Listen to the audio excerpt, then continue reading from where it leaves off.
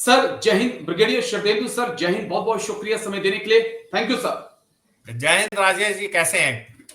एकदम बढ़िया सर, शुक्रिया आपने समय दिया। दरअसल एलओसी पर एक ऐसा घटनाक्रम घटा है जिसको लेकर दिल बेचैन है, तो मुझे लगा कि मैं आपके साथ बातचीत करूं। काकेरनाग में सोमवार से ही हमारे दो 5 पैरा के कमांडोज लापता हैं। खबरें यहां तक भी आ रही हैं कि वो दोनों ही अग्निवीर हैं, जो दोनों कमांडो लापता हैं। मैं समझ नहीं पाया हूं, क्योंकि जम्मू कश्मीर में मैंने भी सर्व किया, नॉर्थ ईस्ट में भी सर्व किया। ऐसा होता नहीं है कि 2 ट्रुप्स जंगल में रह जाएं और बाकी ट्रुप्स जो हैं वापस अपनी कंपनी में लौट जाएं और फिर पता चले कि 2 कमांडोज तो रह गए हैं या 2 सोल्जर हमारे रह गए हैं।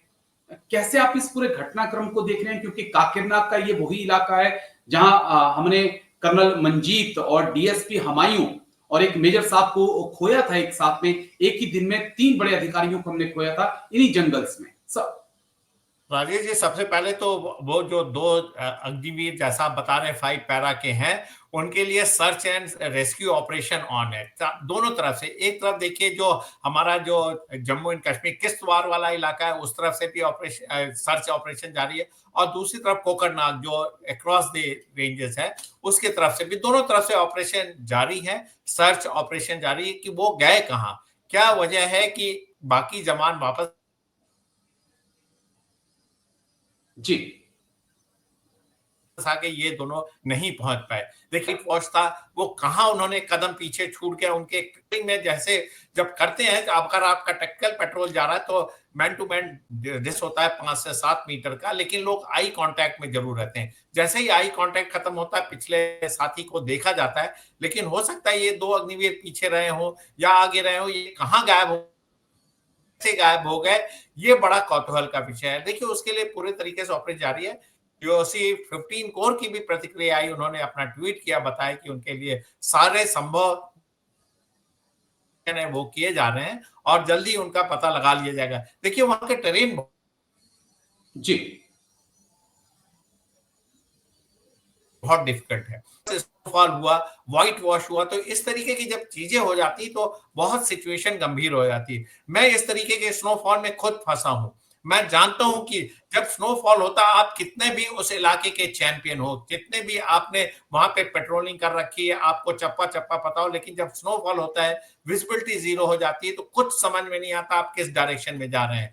तो हो सकता है ऐसी कुछ घटना हुई हो, जैसा कि वेदर बताया, जिस तरीके की रिपोर्ट आई है कि वो पूरा व्हाइट वॉश था, दिख नहीं रहा था, विजिबिलिटी 0, स्नोफॉल चल रहा था। तो हो सकता है, मेरा मानना है कि कहीं ऐसा तो नहीं कोई दुर्घटना हो गई, वो फिसल गए या गिर गए या उनका कांटेक्ट खत्म हो गया। लेकिन जो भी वजह हो, आज की डेट में तमाम तरीके की सुविधाएं, तमाम तरीके के इक्विपमेंट अवेलेबल है, जिसके माध्यम से आप पता कर सकते हैं कि वहां कहाँ गए। देखिए मेरा मानना है कि आगे आने समय में जिस तरीके के ऑपरेशन चल रहे हैं, उनका पता लगा लिया जाएगा, किस कंडीशन में क्या हालात है, क्या हुआ। मैं आपकी बातों से बहुत एग्री हूं, सहमत हूं। लेकिन आज ए सोल्जर जो चीजें मैं समझ पाया हूं कि 72 घंटे से ज्यादा का वक्त हो चुका है सर। और अगर बर्फ पड़ रही है, इतना ठंडा मौसम है, मौसम इतना खराब है, तो कैसे आप देख रहे हैं? क्योंकि 72 घंटे का वक्त हो चुका, सोमवार से ही ये वो लापता हुए हैं। मंगलवार, बुधवार, बृहस्पतिवार आज हो गया है। इसे आप कैसे देखते हैं? और क्योंकि अगर पेयर में भी, बड़ी पेयर में भी जवान रहते हैं, तो आज वो वक्त है जब जवानों के पास मोबाइल, मोटरोला सेट, कुछ ना कुछ दिया जाता है इंफॉर्मेशन के लिए। कैसे हम राजेश देखें क्या? जी Rajesh ji, matter of investigation है, देखना पड़ेगा। देखिए 2 जवान गायब हुए हैं। एक होता तो आप मान सकते हैं दुर्घटना हुई, पैर फिसल गया, खाई में गिर गया, लेकिन 2 जवान एक साथ कैसे गिर सकते हैं, कहाँ चले गए? क्या उनको ऐसा तो ऑपरेशन था नहीं, पेट्रोलिंग था, लेकिन ये इलाका देखिए टेररिस्ट इन्फेस्टेड इलाका है। बहुत तरीके की संभावनाएं हो सकती हैं। बहुत सारे हमारे सैनिकों ने इस इलाके में कुर्बानियां दी हैं उस एरिया को डोमिनेट करने के लिए। तो डिफिकल्ट इलाका है, जंगल है, देखना पड़ेगा। ऐसा तो नहीं कि टेररिस्टों ने पकड़ लिया या उनको, लेकिन ये भी कैसे हो सकता है कि पेट्रोलिंग पे जा रहे हैं पीछे, या आगे के 2 जवान पकड़ लिए और बाकियों को पता नहीं लगा।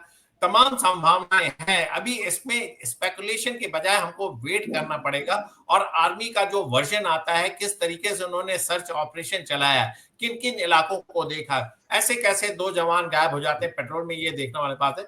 ये बड़ा अनप्रोफेशनल टाइप का काम दिख रहा है, लेकिन ये 5 पैरा है राजेश जी, जी कमांडो बटालियन है। इनके इनकी ये टीम में ऑपरेट करते हैं, इनको पता है कैसे सरवाइव करना है, कैसे डिफिकल्ट इलाके में आपने को एक्सट्रीकेट करना है। ये वेल ट्रेन्ड ट्रूप है, हम इनको खो नहीं सकते हैं। ये बहुत ही सरप्राइजिंग है कि कैसे वो गायब होगा और बाकी जवान है उनके बारे में बता नहीं पा रहे हैं। तो ये सबसे बड़ा सरप्राइजिंग है। तो आज की डेट में देखिए वेट एंड वॉच है, स्पेकुलेट करना ठीक नहीं करना होगा। पड़ेगा, लेकिन मैं क्योंकि जो हमने सीखा है आपसे, या जो हमारे इंस्ट्रक्टर ने सिखाया, या जो आज एनसीओ मैंने किया, या आज जवान मेरे एनसीओ ने मेरे साथ किया, कि जब भी हम कहीं पेट्रोलिंग में गए या अम्बुश में बैठे हैं, तो उसके बाद जब भी पार्टी क्लोज होती है तो गाड़ी के पीछे जो है दो को छोड़कर दो दाएं बाएं संतरी खड़े होते हैं और बाकी एक लाइन में खड़े होते हैं, काउंटिंग की जाती है। ठीक है, 1 2 3 4 10 अप करने के बाद जो है, हाँ बोलो कोई चोट कोई रिपोर्ट, ये प्रोसीजर है कि हाँ सर मेरी एक मैगजीन या मेरा राउंड, तो वो एक प्रोसीजर है। कैसे हम यहाँ पे चूक देख रहे हैं क्या कोई? देखिए राजेश जी, बिल्कुल आप सही बोल रहे हैं, चूक तो हुई है। किस तरीके की चूक है? प्रोफेशनल चूक है। मेरा मानना है कि क्यों एक टेकन फॉर ग्रांटेड ले लेते हैं, एक कैजुअलनेस आ जाता है, एक थोड़ा लैकडाइस्टिकल अप्रोच आ जाता है, कहीं उसके तो तहत नहीं हुआ क्या? देखिए वेदर की मार्क में एक पे पड़ती है, दूसरे पे नहीं पड़ सकती, एक गायब हो सकता है दूसरा नहीं। दो लोग का गायब होना चिंता का विषय है, और उस टीम का वो पेट्रोल लीडर कैसे सही सलामत यूनिट पहुंच गया, ये सारी चीजें देखने वाली। देखिए मेरा मानना है कि हमें वेट एंड वॉच करना पड़ेगा राजेश जी, इसके पहले कि आप कुछ बोलें इसके बारे में। ये एक ऐसी एलीट फोर्सेस पे कमेंट होगा जो कि प्रोफेशनली उनके काम को सारे लोग रिकॉग्नाइज करते हैं।